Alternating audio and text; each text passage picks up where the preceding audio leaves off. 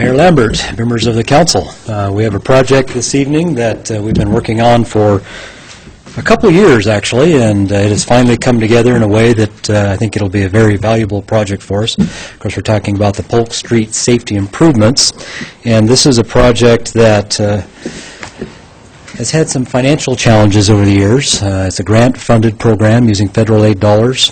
When it was first proposed as a grant project, it included a little more extensive work than what we'll finally end up with. But through some interesting work with the state agencies, we have been able to identify sufficient funding to build the majority of what was proposed in the original grant application. Because of that, you'll see this is titled as Phase 2. The first phase is the southern portion of the job, and I'll show you that on a map in just a moment. And then the second phase is the northern portion of the job on Polk Street that was funded through subsequent work with the ITD and the Local Highway Technical Assistance Council, LTAC. So the project we're talking about is on North Polk Street, and this aerial right here will give you an idea of the location.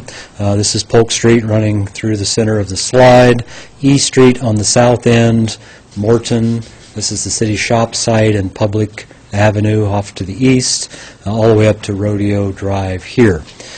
On this, you see three different things called out. One is a pipeline or pipe limits. That is actually the limit of a water line that was installed last summer in anticipation of this street work, because we wanted to get the water line underground before we came in and did paving and road work on top of it. The first phase of the project, which is titled as Phase 1, does start at the south end and works from E Street up through Morton and essentially just north of the Public Avenue intersection. And for a while we thought that was all we were going to be able to fund for this project with the grant monies that were available. But again, further work with ITD and LTAC allowed us to identify additional funding that allowed us to continue the work to the north and match existing sidewalks, and then a little section up here north of Rodeo.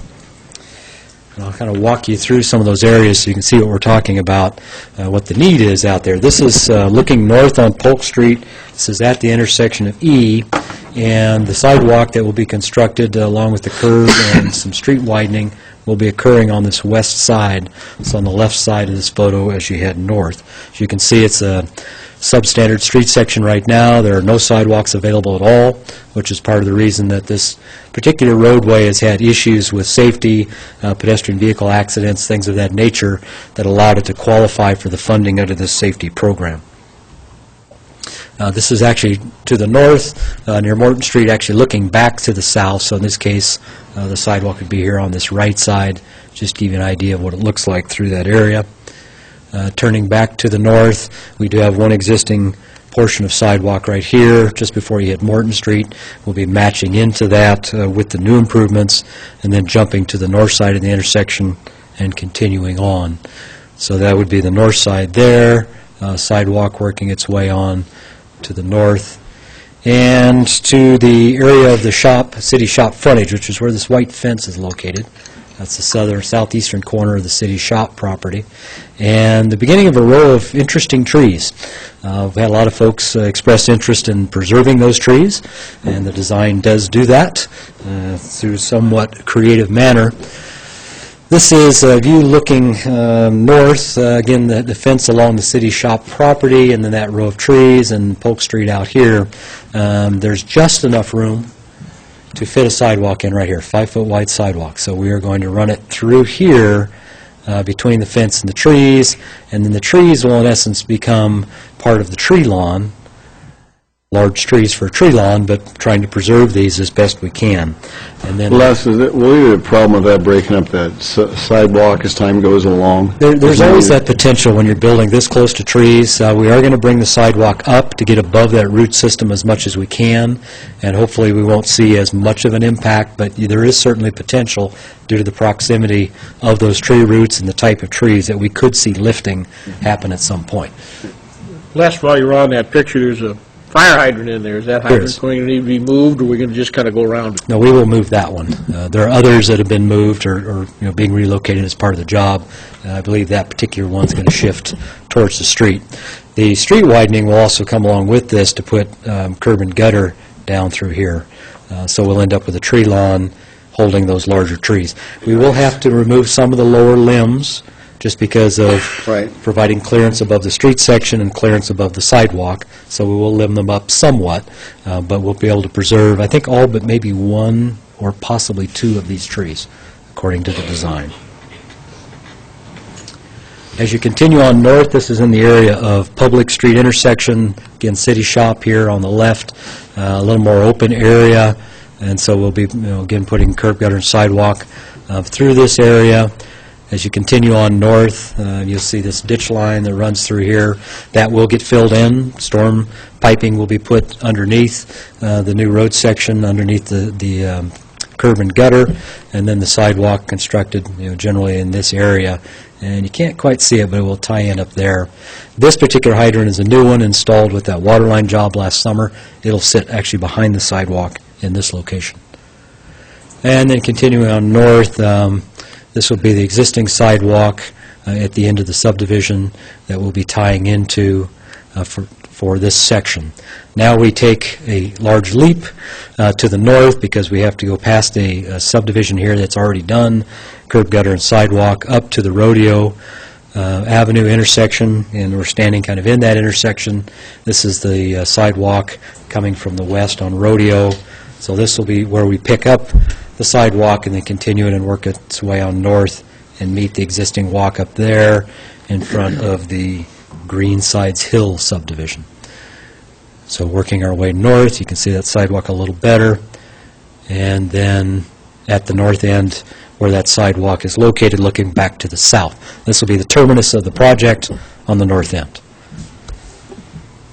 So if we look at just a couple of maps here showing generally how this is going to appear, the map is turned to the right, so north is to the right in this case. So this is Polk Street going left and right.